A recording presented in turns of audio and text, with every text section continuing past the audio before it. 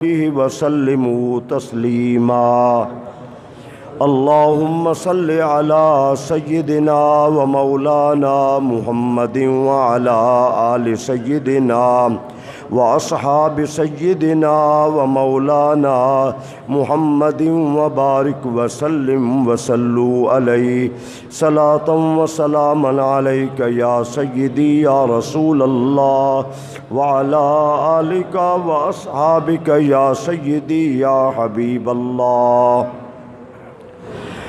اللہ رب العزت کی حمد و ثنا حضور نبی رحمت شفیع امت خاتم النبیین صلی اللہ تعالی علیہ وسلم کی ذات اقدس پر درود و سلام عرض کرنے کے بعد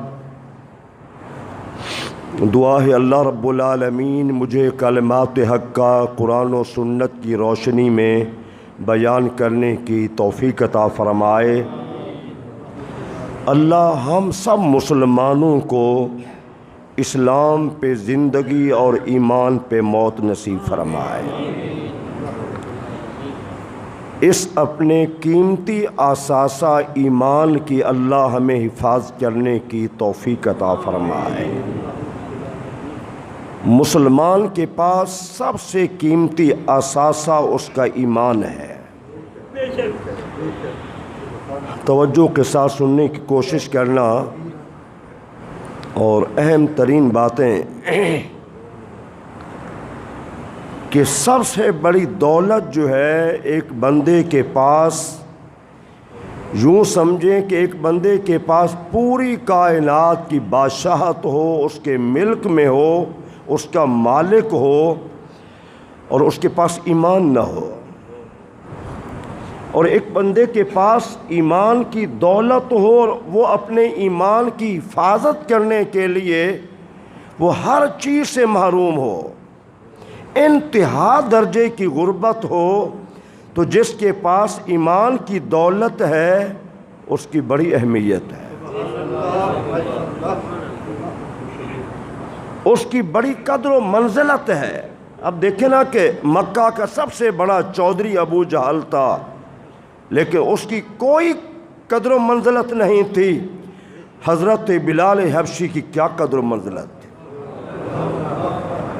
تو جو ایمان کی دولت ہے نا، یہ بہت بڑی دولت ہے۔ اور سیدنا علی المرتضیٰ رضی اللہ تعالیٰ، کسی نے پوچھا بھائی علی سب سے بڑی نعمت کیا ہے؟ بڑی، میں کہتا ہوں بہت بڑی بات ہے۔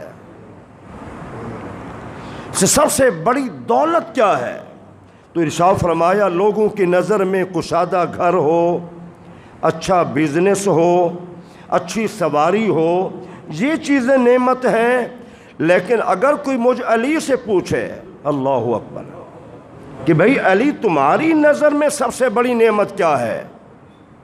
تم کسے سمجھتے ہو بڑی نعمت؟ تو آپ نے ارشاد فرمایا میری نظر میں سب سے بڑی نعمت یہ ہے کہ میری زندگی اسلام پہ گزرے اور مجھے موت ایمان پہ آ جائے۔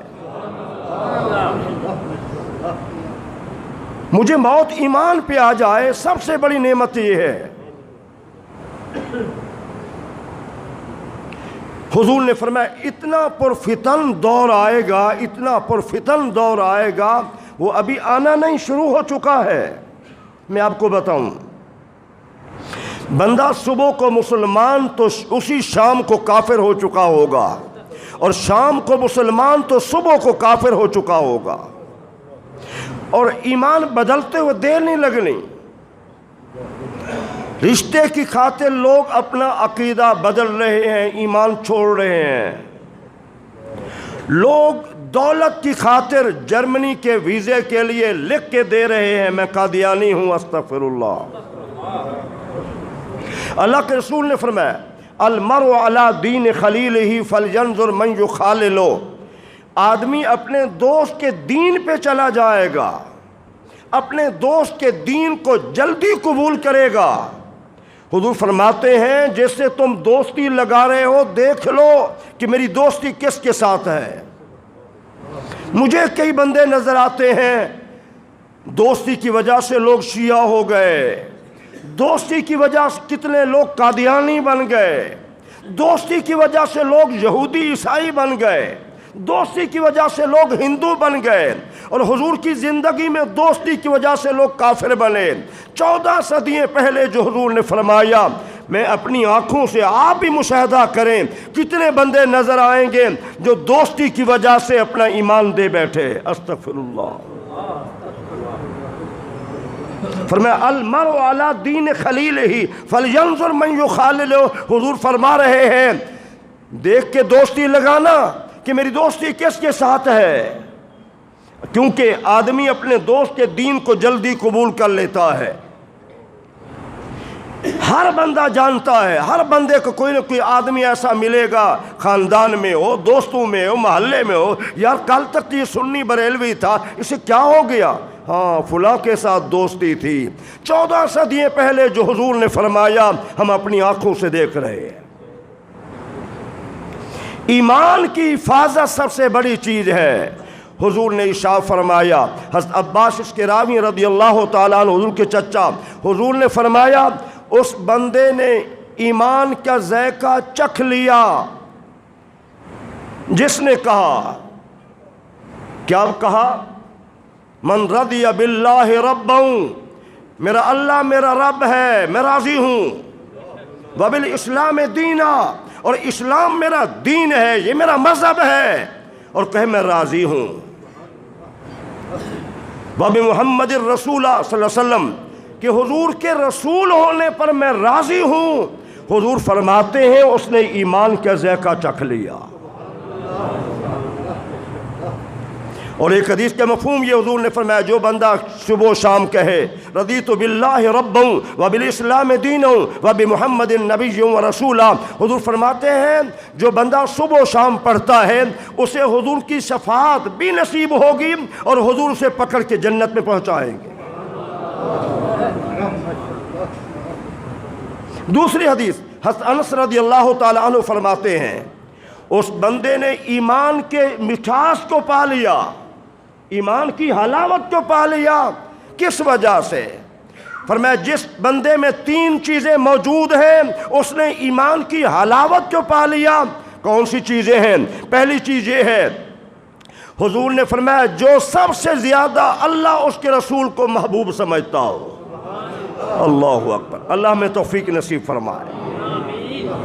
سب سے زیادہ وہ اللہ اس کے رسول سے محبت کرنے والا ہو۔ حضور فرماتے ہیں پہلی بات یہ ہے۔ دوسرا، جس کے ساتھ محبت ہو اس بنیاد پر ہو یہ نیک آدمی ہے، یہ اچھا آدمی ہے، یہ باکردار اور با اخلاق آدمی ہے۔ اس بنیاد پر دوستی کا معیار، محبت کا معیار دولت نہ ہو۔ کچھ لوگوں کو دولت کی وجہ سے محبت ہوتی ہے، کچھ کو منصب کی وجہ سے محبت ہوتی ہے، یہ وزیر صاحب ہے اس لیے محبت کرتا ہوں، ذاتی کام ہوتے ہیں۔ کسی کو ایس ایچ او کے ساتھ محبت ہوتی ہے، کبھی کام پڑ جائے گا، اور کبھی خواہش کے اعتبار سے محبت ہوتی ہے۔ تو دنیا کی کوئی خواہش، کوئی منصب محبت کا سبب نہ ہو، بلکہ ایک سبب ہو، یہ نیک آدمی ہے، یہ نیک آدمی ہے۔ تو نیک آدمی سے حضور نے فرمایا جو محبت کرتا ہے۔ تیسری بات حضور نے فرمایا کفر میں جانا، ایمان قبول کرنے کے بعد کفر میں جانا اسے اتنا ناگوار ہو، جس طرح کسی بندے کو جلایا جائے تو کوئی بندہ جلنے کے لیے تیار نہیں ہے، ایمان کے بعد کفر میں لوٹنا اس کو یہ پسند نہ ہو کہ میں واپس جاؤں اور جل جانا۔ فرمایا جس بندے میں یہ 3 چیزیں ہیں اس نے ایمان کی حلاوت محسوس کر لی۔ ہر بندہ سوچے کیا میرے اندر یہ چیز موجود ہے کہ میری محبت اللہ اس کے رسول کے ساتھ کس قدر ہے، اور میرے فلاں نیک بندے کے ساتھ الحب للہ والبغض فی اللہ، محبت بھی اللہ کے لیے، عداوت بھی اللہ کے لیے۔ اور تیسری بات، اسے ایمان میں آنے کے بعد واپس کفر میں جانا اتنا ناگوار ہو جتنا جلنا ناگوار ہوتا ہے۔ میرے عزیزان گرامی، حضرت خباب رضی اللہ تعالیٰ عنہ یہ 5ویں یا 6ٹھے مسلمان بنے ہیں مکہ مکرمہ میں۔ حضور فرماتے تھے ابھی اعلان نہیں کرنا کہ میں ایمان لا چکا ہوں، لیکن ایمان کی حلاوت اس قدر تھی گلی محلے میں کہنے لگے تمہیں پتا ہے کہ میں مسلمان ہو گیا ہوں۔ کیسے لوگ تھے! ان کی مالکہ کافر تھی، جب اسے پتا چلا تو زرہ لوہے کی پہنا کر دھوپ پہ ڈال دیتی، دھوپ پہ ڈال دیتی، گرم پتھروں پہ، عرب کی گرمی جو ہے وہ سب سے زیادہ ہے، وہاں ڈال دیتی، اور اہل مکہ کفار مکہ نے پکڑ کر آگ جلائی، وہاں لٹا دیا، گھسیٹا، پوری پیٹھ جل گئی۔ چھوٹے مسلمان بنتے ہیں، علماء نے لکھا ہے، لیکن یہ تمام تکلیفیں برداشت کی، اسلام کو نہیں چھوڑا۔ ہمیں تکلیف آئی نہیں ہے نا، ہمیں تو آزمائش نہیں آئی میرے بھائیو، جو صحابہ کو آزمائشیں آئی ہیں ہمیں وہ آزمائشیں آئی نہیں ہیں، ہمیں وہ تکالیف آئی ہی نہیں ہیں۔ ایک موقع پر مدینہ طیبہ میں اچانک حضرت خباب کے جسم سے کرتا پیچھے سے تھوڑا سا اوپر ہوا، سیدنا عمر بن خطاب کی نظر پڑی تو پوری پیٹھ جلی ہوئی تھی۔ فوراً پوچھا بھائی خباب یہ کیا ہے؟ تمہاری پیٹھ تو بالکل مکمل کالی سیاہ ہو چکی ہے۔ تو فرمایا بھائی عمر یہ اسلام کے لیے جلی ہے۔ کیسے لوگ تھے! یہ اسلام کے لیے جلی ہے۔ پوچھا وہ کیسے؟ پھر اپنے واقعات سنائے۔ اتنا بڑی شخصیت حضرت عمر بن خطاب کی آنکھوں میں آنسو آ گئے، اور پھر فرمایا خباب جو پیٹھ اسلام کے لیے جلی ہے یہ تو چومنے کے لائق ہے، مجھے چومنے دیجئے۔ اللہ اکبر! خلیفہ وقت، امیر المومنین، جس کی کئی لاکھ مربع میل پہ سلطنت اور خلافت ہے، وہ چوم رہے تھے اور کہہ رہے تھے خباب تمہاری پیٹھ بڑی مبارک ہے، جس نے تمام تکلیفیں برداشت کی، جلنا برداشت کیا، لیکن کفر برداشت نہیں کیا، یہ بڑی مبارک ہے۔ حضور کی اپنی زندگی، مکی زندگی دیکھ لیں، طائف کا سفر دیکھ لیں، ہر ظلم کیا ہے، حضور پیچھے نہیں ہٹے۔ ایمان بڑی عظیم دولت ہے، ایمان بڑی عظیم دولت ہے۔ میرے عزیزان گرامی، حضرت عمار کو دیکھ لیجئے، یہ وہ شخصیت ہیں رضی اللہ تعالی عنہ جن کے سامنے ہجرت کو جاتے ہوئے کفار ابو جہل، کفار مکہ نے ان کے والد کو قتل کر دیا۔ یہ وہی شخصیت ہے جنہوں نے اپنی ماں کے اپنی آنکھوں کے سامنے دو ٹکڑے ہوتے ہوئے دیکھے۔ شرم گاہ پر ابو جہل نے نیزہ مارا اور ایک ٹانگ سے ادھر رسی باندھی اور دوسری ٹانگ سے ادھر، دونوں جانب مخالف سمت میں اونٹ کھڑے کر دیے۔ کلمہ پڑھائے چھوڑ دو، سابقہ دین پہ آ جاؤ، جان بچ جائے گی۔ خاتون نازک مزاج ہوتی ہے، نرم طبع ہوتی ہے، وہ تکلیف برداشت نہیں کر سکتی۔ یہ امت میں پہلی عورت تھی جو اتنا ظلم برداشت کرنے کے بعد کہا نہیں، ایمان نہیں دے سکتی، ایمان نہیں دے سکتی۔ ان کے بیٹے نے آنکھوں کے سامنے یہ منظر دیکھا کہ ان کی ماں کے دو ٹکڑے ہو گئے، لیکن ان کی زبان پہ آخری وقت بھی کلمہ جاری تھا۔ یہ ہے ایمان سے محبت، یہ ہے ایمان سے محبت۔ پھر حضرت عمار کو پکڑ لیا تو یہ انہوں نے جب دیکھا کہ مجھے بھی نہیں چھوڑیں گے، زبان سے کفریہ کلمات جان بچانے کے لیے کہہ دیے۔ مدینہ طیبہ میں حضور کی خدمت اقدس میں کہا گیا حضور عمار تو دے بیٹھا ایمان۔ حضور نے فرمایا نہیں، میں عمار کو جانتا ہوں، وہ سر کے بالوں سے لے کر پاؤں کے ناخنوں تک ایمان میں ڈوبا ہوا ہے۔ کیسے بڑے عظیم صحابی جن کے ایمان کی گواہی میرے حضور خود دے رہے ہیں۔ مکہ مکرمہ سے اپنے باپ کو قتل ہوتا ہوا دیکھا، ماں کے 2 ٹکڑے ہوتے ہوئے دیکھے، اس سارے مناظر کو دیکھنے کے بعد پھر بھی مدینہ طیبہ میں پہنچ گئے، حضور کی خدمت میں آ کے رونے لگے۔ عرض کہ حضور میرا تو یہ معاملہ ہے، اللہ کے رسول نے ان کے آنسو خود صاف کیے۔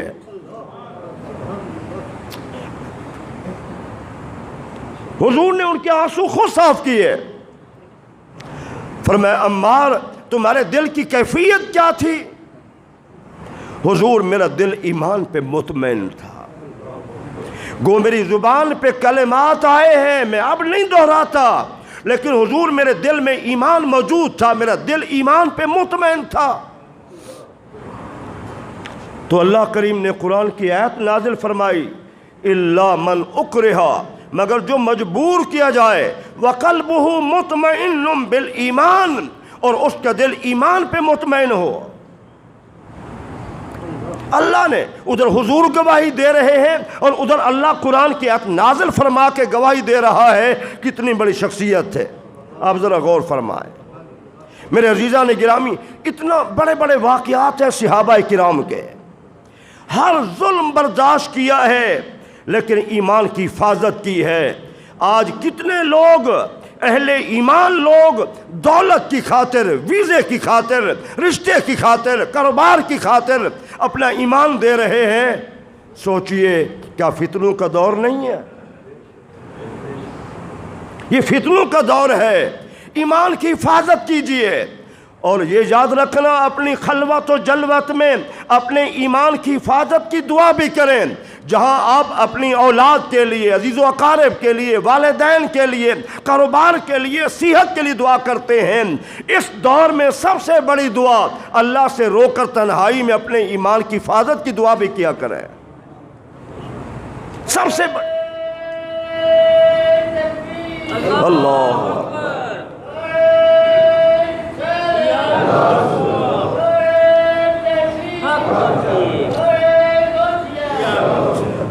ایمان کی حفاظت۔ علامہ ابن کثیر تفسیر ابن کثیر کے اندر اور بھی کئی علماء کرام نے یہ واقعہ بیان کیا ہے، اور تاریخ کا حسین ترین واقعہ صحابی رسول کا سنیے اور اپنا ایمان تازہ کیجئے کہ ہم کہاں کھڑے ہیں، وہ کون لوگ تھے، اور آج وہی قیامت کی نشانیاں حضور نے فرمایا۔ بعد میں آنے والے لوگ پہلے لوگوں کو برا بھلا کہیں گے، گالیاں دیں گے۔ شیعہ صحابہ کرام کو کھلا کھلا گالیاں دے رہے ہیں، مرزا و جہلمی صحابہ کرام کو کھلا کھلا گالیاں دے رہا ہے، کہتا ہے ان کی ایمان کی کیا حیثیت ہے؟ ٹھیک ہے نا؟ ہمیں سوچنا چاہیے، سمجھنا چاہیے۔ جن کے ایمان کی گواہی اللہ نے قرآن میں دی ہے، اور اللہ نے قرآن میں یہ بھی فرمایا کُلًّا وعد اللہ الحسنیٰ، میرے حبیب تیرے ہر صحابی سے میرے بھلائی کا وعدہ ہے، یعنی جنت کا وعدہ ہے۔ آج ٹکے ٹکے کے چھوکرے اور اس مرزا جہلمی نے معاذ اللہ حضور کے لیے، حضور کی عمر مبارک اس وقت 53 برس سے اوپر ہے، اور وہ خبیث کہہ رہا ہے، چھوکرا کہہ رہا ہے حضور کو معاذ اللہ۔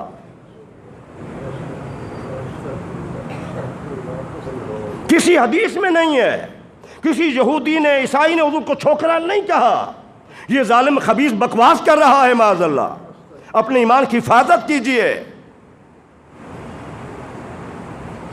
حضور نے فرمایا بعد میں آنے والے لوگ پہلے لوگوں کو برا بھلا کہیں گے، ان پہ لعنت بھیجیں گے۔ ہم اپنی آنکھوں سے دیکھ رہے ہیں، کیا فتنوں کا دور پھر بھی نہیں ہے؟ حضرت عبداللہ بن حذیفہ رضی اللہ تعالیٰ عنہ، حضرت عمر بن خطاب کے دور میں جب رومیوں کے ساتھ جنگ ہوئی، بڑی شدید جنگ ہوئی، کئی صحابہ کرام گرفتار ہو گئے، رومی بادشاہ کی فوج نے گرفتار کر لیا۔ ان میں حضرت عبداللہ بن حذیفہ یہ بڑے خوبصورت تھے، قد و قامت کے اعتبار سے، شکل و صورت کے اعتبار سے، وجاہت کے اعتبار سے، اور عربی النسل تھے، بڑے حسین و جمیل۔ تو اس نے جب دیکھا، رومی بادشاہ نے دیکھا، اس نے پیشکش کی، جیسے آج بھی لوگ کرتے، قادیانی کرتے ہیں، شیعہ کرتے ہیں، کئی لوگ کرتے ہیں۔ کہا حذیفہ میری ایک بات مانتے ہو؟ میرے دین کو قبول کر لو، میں تمہیں اپنی آدھی بادشاہت دینے کے لیے بھی تیار ہوں اور اپنی نوجوان خوبرو بیٹی دینے کے لیے بھی تیار ہوں۔ کتنا بڑی پیشکش ہے، کتنا بڑی آزمائش ہے، کس قدر بڑی آزمائش ہے۔ کہتے ہیں آدھی بادشاہت بھی دینے کے لیے تیار ہوں۔ بڑی سلطنت تھی روم کی، بڑی سلطنت، کہتا آدھی بادشاہت بھی لے لو اور خوبرو بیٹی بھی لے لو۔ تو کیا کہا؟ لو آتاتنی جمیع ما تملک وما تملکہ العرب ان ارجع ان طرفت عین ان دین محمد صلی اللہ علیہ وسلم مادت۔ تو کہا تو کہتا ہے آدھی بادشاہت اپنے ایریے کی، تو اپنی بادشاہت ہی نہیں پورے عرب کو مجھے دے دے، اپنی بیٹی بھی دے دے اور جو کچھ ہے سب کچھ مجھے دے دے، اور تو مجھے کہے کہ ایک آنکھ جھپکنے کی دیر میں حضور کے دین سے ہٹ جاؤں، ایسا نہیں ہو سکتا، ایسا نہیں ہو سکتا۔ جوانوں ذرا غور کرو، آج ہماری بھی جوانی ہے، اپنی جوانی پہ آپ ناز کرتے ہیں، یہ بھی نوجوان ہیں، ان کے سامنے کتنا بڑی پیشکش ہے۔ تو فرماتے نہیں تمہاری بادشاہت کی بات نہیں کرتا میں، تمہاری بادشاہت بھی ہو اور پورا عرب مجھے دے دیا جائے اور اپنی خوبرو بیٹی دے دے، لیکن مجھے یہ پسند نہیں ہے، یہ بات قبول نہیں ہے کہ میں آنکھ جھپکنے کی دیر بھی اپنے نبی کے دین سے پھر جاؤں۔ اللہ اکبر، کیسے لوگ تھے، کتنا بڑے لوگ تھے، کتنا ان کے دل میں ایمان کی حلاوت اور چاشنی تھی، کتنا حضور کے دین سے ان کی وفا اور محبت تھی۔ ہر بندہ سوچے، ذرا غور کرے۔ پھر اس نے کہا کہ ایسا کرو کہ اس کو سولی پہ لٹکاؤ، اس کے ہاتھ اور پاؤں میں نیزے چبھو۔ سولی پہ لٹکایا گیا، نیزے مارے گئے ہاتھوں میں پاؤں میں، زخمی کرنے کے بعد پھر پیشکش کی گئی۔ تو آپ کا وہی جواب تھا، وہی جواب تھا، ایسا نہیں ہو سکتا کہ میں بادشاہت لے لوں اور میں اپنے نبی کے دین کو چھوڑ دوں، ایسا نہیں ہو سکتا۔ پھر اس نے ایسا کیا، ایک تانبے کی دیگ خوب گرم کروائی، جب خوب گرم ہو گئی تو ایک اور صحابی کو سامنے ڈال دیا، آنن فانن وہ جل کے راکھ ہو گئے۔ کہا دیکھ لو تمہارا حشر بھی یہی ہوگا۔ کہا کوئی پرواہ نہیں ہے، حضور سے محبت ہو تو ایسے ہو، حضور کے دین سے محبت ہو تو ایسے ہو، یہ کیفیت و محبت کے اپنے نبی کے ساتھ۔ اس نے کہا لے جاؤ اسے۔ چلتے چلتے جب دیکھ کے قریب پہنچے تو آنکھوں سے آنسو چھلک پڑے۔ اس نے سمجھا شاید اب یہ سامنے اتنا بڑی گرم دیگ کو دیکھ کر، پہلے صحابی کی حالت کو دیکھ کر وہ جل کر راکھ ہو گئے ہیں، دل نرم ہو گیا ہے، آخر موت موت ہوتی ہے، واپس لے کے آؤ۔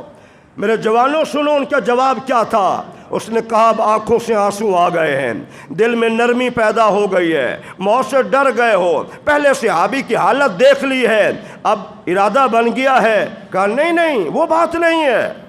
کہا پھر کیا ہے؟ کہا رونا اس لیے آیا، اللہ سے محبت دیکھیں ذرا، رونا اس لیے آیا ہے، یہ ایک جان کیا ہے، کاش جتنا میرے جسم پہ بال ہے میری اتنا جانیں ہوتی، میں سب اللہ کو حضور پیش کر دیتا۔ یہ ایک جان کیا ہے، مجھے تو رونا اس بات پہ آ رہا ہے، عبداللہ تیری کاش اتنا جانیں ہوتی تو سب اللہ کی محبت میں ساری پیش کر دیتا، قربان کر دیتا، مجھے رونا اس بات پہ آیا ہے۔ اب اس نے کہا چلو اس کو ایسا کرو، اس کو جیل میں بند کر دو۔ کئی دن گزر گئے، کھانے پینے کے لیے کچھ نہیں بھیجا، نہ کھانے کے لیے نہ پینے کے لیے کچھ نہیں بھیجا۔ کچھ دنوں کے بعد حضرت عبداللہ بن حذیفہ رضی اللہ عنہ کے لیے شراب بھیجا، شراب کے ساتھ سور کا گوشت بھیجا۔ کتنا بڑے صحابی تھے، ایمان پہ کتنا ان کی سالمیت تھی، اور حضور سے کتنا محبت تھی، اللہ کے ساتھ کتنا محبت تھی، سور کے گوشت کو، شراب کو دیکھنا بھی گوارا نہیں کیا۔ آج کتنا مسلمان، میں کیا کہوں، باہر جاتے ہیں، شراب عام پیتے ہیں، سور کا گوشت استعمال کرتے ہیں۔ پارلیمنٹ سے شراب کی بوتلیں کئی مرتبہ برآمد ہوئیں، اور ایک ہندو نے، سندھ کے ہندو ایم این اے نے باقاعدہ ایک بل پیش کیا شراب کی حرمت پر، کہا بھائیو میری بات نہ مانو، تمہارا قرآن کہہ رہا ہے شراب حرام ہے۔ آپ کو شاید یاد ہے کہ نہیں ہے؟ ہماری حکومت تو یہ ہے نا، ہمارے حکمران تو یہ ہے نا سارے، اللہ ماشاءاللہ، اللہ ماشاءاللہ، شاید ہی کیوں بچا ہو، اکثریت ایسے ہے۔ آپ نے فرمایا دیکھا ہی نہیں، کئی دن کے بھوکے پیاسے ہونے کے باوجود بادشاہ بڑا حیران، وہ لے جانے والا عملہ بڑا حیران، یہ کئی دن کا بھوکا بھی ہے، پیاسا بھی ہے، اس نے پھر بھی نہیں دیکھا۔ بادشاہ کے پاس پیغام بھیجا کہ اس عبداللہ نے تو دیکھا ہی نہیں ہے، نہ شراب کو نہ سور کے گوشت کو، اب کیا کیا جائے؟ کہ اب میرے پاس لے آؤ۔ کہا عبداللہ تمہارے دین میں بھی جان بچانے کے لیے حرام کا سہارا لینا جائز ہے؟ اتنے دن تمہیں بھوکا رکھا ہے، نہ شراب دیکھی ہے نہ سور کا گوشت دیکھا ہے۔ کہا میں تمہیں خوش نہیں کرنا چاہتا، میں مسلمان ہوں، تمہیں خوش نہیں کرنا چاہتا۔ آج ہمارے لوگ غیروں کو خوش کرنے کے لیے اپنا دین دے بیٹھتے ہیں، یہ ذرا پوری امت کے لیے بہت بڑا واقعہ ہے۔ کہا شراب اور سور کا گوشت استعمال کر سکتا تھا جان بچانے کے لیے، لیکن تو خوش ہو جاتا، میں تمہیں اتنا بھی خوش نہیں ہونے دیتا۔ پھر اس نے کہا کہ ایک بات ایسا کر، میرے سر کو بوسہ دے دے، میں تمہیں رہا کر دوں گا۔ آپ نے فرمایا نہیں، میری ایک شرط ہے، جتنا میرے ساتھ صحابہ ہیں ان تمام کو اگر تو چھوڑ دے تو پھر میں بوسہ دینے کے لیے تیار ہوں۔ اس نے کہا ٹھیک ہے۔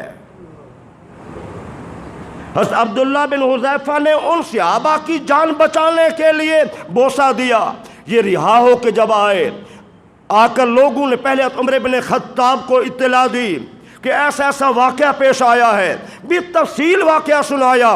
حضرت عمر بن خطاب نے استقبال کیا، کہا لوگوں اس عبداللہ بن حذیفہ کی پیشانی کو چومنا ہر مسلمان کے اوپر لازم ہے، لیکن ابتدا میں کرتا ہوں۔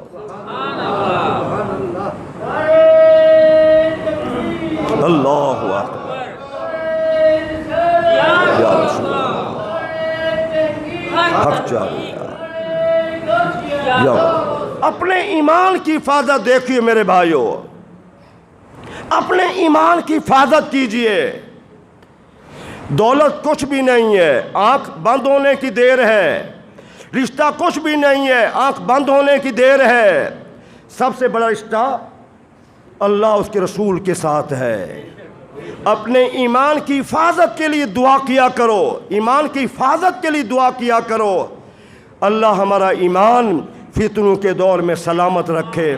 اللہ میرا آپ کا حامی و ناصر ہو، آمین ثم آمین، وما علیہ الا البلاغ۔